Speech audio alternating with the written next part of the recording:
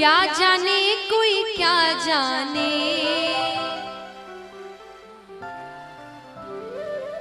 क्या जाने कोई क्या जाने, मुझे मिल गया मन का मीत ये दुनिया, मुझे मिल गया मन का। कौन कौन चाहते कि भगवान से उनकी ऐसी लगन लग जाए, ऐसी प्रीत लग जाए? उठाना पूरे पूरे हाथ। ओ मेरी लगी मेरी लगी मेरी लगी शाम संग प्रीत ये दुनिया क्या जाने, मेरी लगी शाम संग प्रीत ये दुनिया क्या जाने, क्या जाने कोई क्या जाने, क्या जाने कोई क्या जाने, क्या जाने कोई क्या जाने, क्या जाने कोई क्या जाने, मुझे मिल गया मुझे मिल गया मुझे मिल गया मन का मीत ये दुनिया क्या जाने, मुझे मिल गया मन का मीत ये दुनिया क्या जाने, मेरी लगी शाम संग प्रीत ये दुनिया क्या जाने।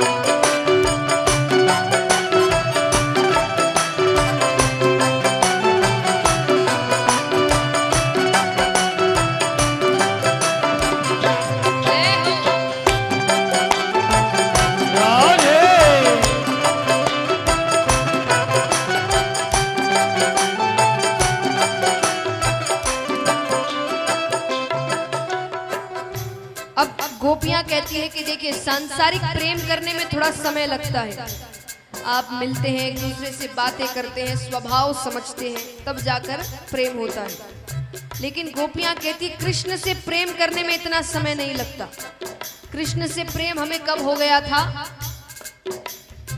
छवि लखी मैंने श्याम की जब से, छवि लगी मैंने श्याम की जब से, छवि लखी मैंने श्याम की जब से, छवि लगी मैंने श्याम की जब से, भई बावरी मैं तो तब से, भाई बावरी मैं तो तब से, बांधी प्रेम की डोर मोहन से, बांध प्रेम की डोर मोहन से, नाता तोड़ा मैंने जग से, नाता तोड़ा मैंने जग से, ये कैसी पागल प्रीत ये दुनिया क्या जाने, ये कैसी पागल प्रीत ये दुनिया क्या जाने, मेरी लगी शाम संग प्रीत ये दुनिया क्या जाने।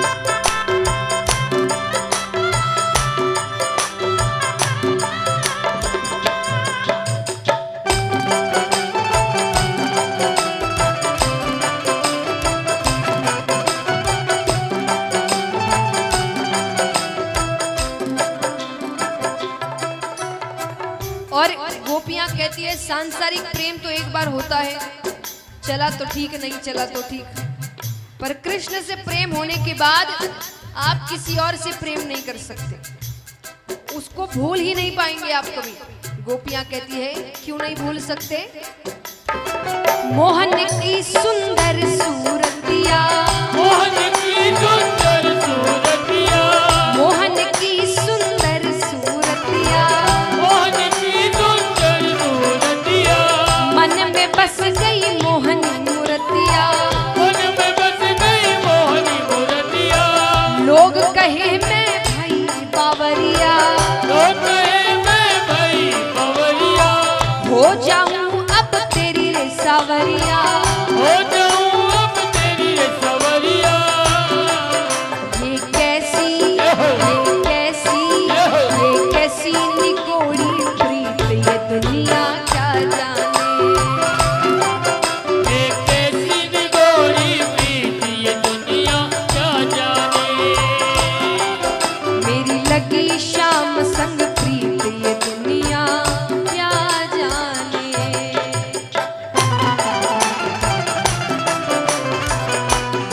राधे।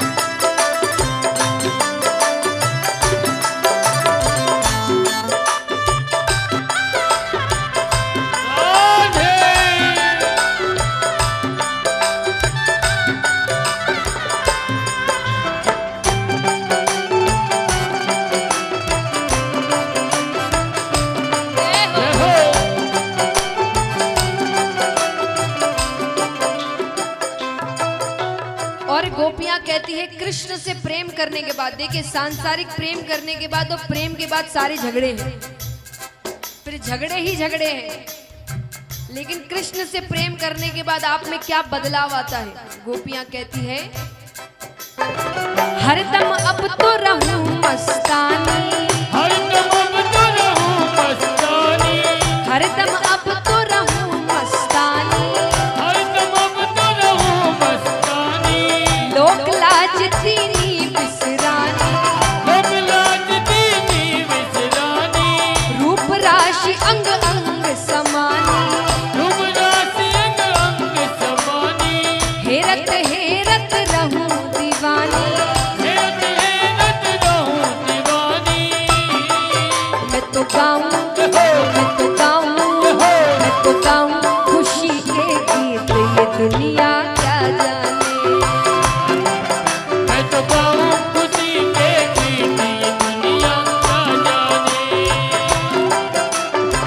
क्या जाने कोई क्या जाने, क्या जाने कोई क्या जाने, क्या जाने कोई क्या जाने, क्या जाने कोई क्या जाने, मुझे मिल गया, मुझे मिल गया, मुझे मिल गया मन का मीत ये दुनिया क्या जाने, मुझे मिल गया मन का मीत ये दुनिया क्या जाने, मेरी लगी शाम संग प्रीत ये दुनिया क्या जाने, मेरी लगी श्याम संग मीत ये दुनिया क्या जाने, ये दुनिया क्या जाने, दुनिया क्या जाने, ये दुनिया क्या जाने।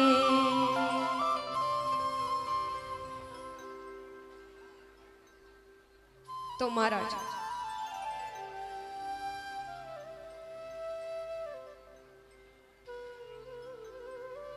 इस प्रकार अब यहां पर उद्धव जी सभी से मिलकर कई समय तक वहीं रहते हैं। मिलकर वापस ठाकुर जी के पास जाते हैं। ठाकुर जी के पास जाते हैं तो जैसे ही कमरे में प्रवेश कर रहे होते हैं कि भगवान कहते हैं, अरे उद्धव, आने में बड़ी देर कर दी। उद्धव जी कहते हैं, दयालु, कृपालु, करुणानिधि, ये सारे मनगढ़ंत नाम हैं आपके, आपने खुद ने रखे हैं। भगवान कहते तुम्हें वहां भेजना मेरा सफल हुआ, क्योंकि मुझसे इस लहजे में केवल गोपियां बात कर सकती है। इस भाषा में मुझसे केवल गोपियां या ब्रजवासी ही बात कर सकते हैं, और किसी के अंदर इतनी हिम्मत नहीं है। उतना प्रेम जिसके अंदर होगा वही मुझसे ऐसे बात कर सकता है। उद्धव जी कहते आप यहाँ क्या कर रहे हैं, कितने प्रेमी है वहां पर आपके। भगवान कहते मैं वहां नहीं जा सकता। अरे कंस के ससुर जरासंध बार बार आक्रमण करते हैं। अब मथुरा में तो सैनिक है, हथियार है, इतना बड़ा महल है, तो वो हार कर वापस चला जाता है। लेकिन वृंदावन में तो कुछ भी नहीं है, एक बार आक्रमण होगा और पूरी ब्रजभूमि खत्म हो जाएगी। तो बोले कभी कभी मिलने चले जाया करिए। बोले वो भी नहीं कर सकता। जरासंध को भनक भी लग गई कि मेरी प्रीति है वृंदावन में, तो मुझे मानसिक पीड़ा पहुंचाने के लिए वो वहां तकलीफ देगा सबको। तो बोले तो उनको यहां ले आइए, यहां तो सब कुछ है। भगवान कहते हैं वहां मैं एक ग्वाला था। क्या था? एक ऐसा ग्वाला जो गैया चराता है, ग्वालों की जूठन खाता है। यशोदा मैया मुझे रस्सी से बांध दिया करती थी। यहाँ देवकी माता को जब पैरों का स्पर्श करता हूं ना, वो सोचती आशीर्वाद दूं कि नहीं दूं, क्योंकि उनको पता है कि ये भगवान है। तो बोले उनको यहां लेकर आ गया ना, तो उनको मन में ऐसा लगेगा कि कन्हैया कैसा था, कैसा हो गया है, यहां पर लोगों को मार रहा है, राजनीति कर रहा है। भगवान कहते पर चिंता मत करो, उन सब का ध्यान रखता हूं मैं। वो जब रास्ते में मूर्छा को प्राप्त होते हैं ना, मैं उनको घर वापस सही सलामत छोड़कर आता हूं। अब यहां समय बीतता है। जरासंध बहुत परेशान करने लगे, बार बार आक्रमण करते। तब भगवान ने द्वारका नगरी बनाई पानी के बीच में, वो आक्रमण ना कर सके। अब यहां पर विदर्भ देश में चलते हैं, जहां राजा भीष्मक हैं। उनके बड़े पुत्र का नाम था रुक्मी और पुत्री का नाम था रुक्मणी। रुक्मणी जी ने जब से प्रेम तत्व को समझा, उन्होंने श्री कृष्ण को पति के रूप में माना था। अब यहां पर पिता को जाकर बताती है कि मुझे कृष्ण से शादी करनी है। पिता भी मान जाते हैं, पर भाई ने कहा नहीं, मेरी एक ही बहन है और उसका विवाह मैं अपने मन से कराऊंगा, जैसे विवाह उसको करना है। उसने कहा विवाह तो मेरे ही मन से होगा, मेरा मित्र है शिशुपाल, उसी से विवाह होगा। बच्चे बड़े हो जाए, माता पिता की ज्यादा चलती नहीं है। तो रुक्मणी जी के घर पे एक ब्राह्मण आया करते थे। रुक्मणी जी ने उनके हाथों एक पत्र भिजवाया श्री कृष्ण को कि मुझे आपसे विवाह करना है। मैंने जब से प्रेम तत्वों को समझा है, आपको ही पति माना है। अब या तो आप मुझसे विवाह करिए, वरना किसी और से तो मैं विवाह नहीं करूंगी। और ज्यादा जबरदस्ती करी तो इस प्राण को त्यागने के अलावा मेरे पास और कोई रास्ता नहीं है। अब इस पत्र से यहां बैठे कोई भी युवा ज्यादा आइडिया ना लगाए, सभी से निवेदन है। कारण, पहला कारण तो जैसा मैंने शुरुआत में कहा था, भगवान की बराबरी नहीं करनी है। और दूसरा कारण देखिए, ये कोई साधारण पत्र नहीं था, ये एक पत्नी का अपने पति को दी हुई धमकी थी। तो आप सोचेंगे पति पत्नी कैसे, इनकी तो शादी नहीं हुई।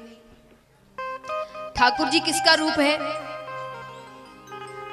विष्णु भगवान। रुक्मणी जी किसका रूप है? वो पहले से पति पत्नी है।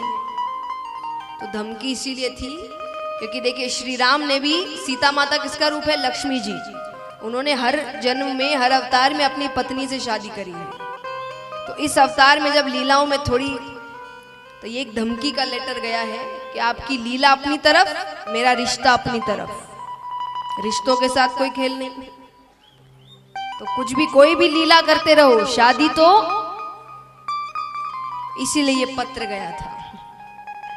तो इसीलिए आप ये ना सोचे कि भाई उन्होंने करी हम भी करेंगे, तो वो पहले से पति पत्नी है, उनको ये लीला करके वापस अपने घर जाना है, तो दोनों पहले से ही पति पत्नी है।